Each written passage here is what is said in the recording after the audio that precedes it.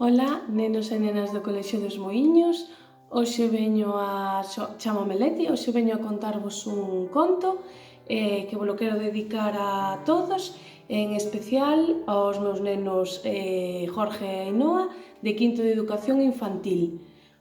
O conto titúlase Aínda nada. Vou a comenzarvos a lelo, vale? E di: aínda nada.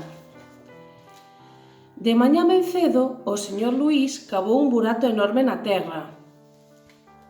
Aquí vemos o señor Luís cavando un burato na terra. Neste burato enorme, o señor Luís deixou caer un granciño cheo de promesas, porque aos granciños gústalles medrar na terra.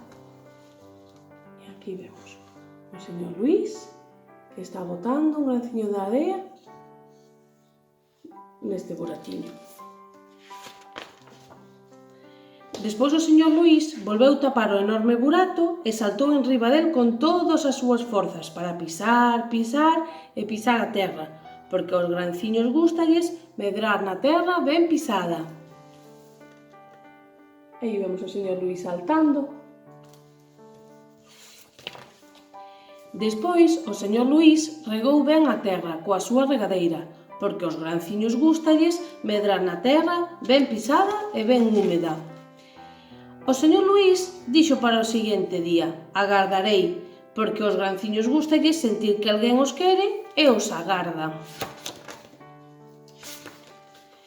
Ao día seguinte, o señor Luís volveu a verse nacer a algo.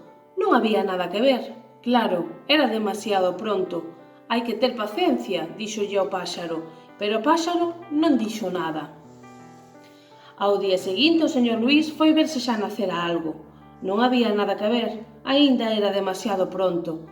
Volverei mañá, díxolle ao páxaro, pero o páxaro non dixo nada, porque o señor Luís falaba con este páxaro que está aquí, que era o seu amigo.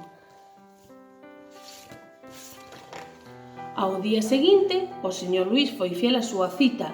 Non había nada que ver. Tarda en brotar, díxolle ao páxaro, pero o páxaro non dixo nada. Ao día seguinte, o señor Luís volveu outra vez, pero aínda non había ningún rastro do granciño. Eu teño paciencia bastante, díxolle algo enfadado ao páxaro. Non me importa, porque mañá volverei outra vez, pero o páxaro non dixo nada. Aí está o señor Luís un pouco enfadado e aí está o páxaro.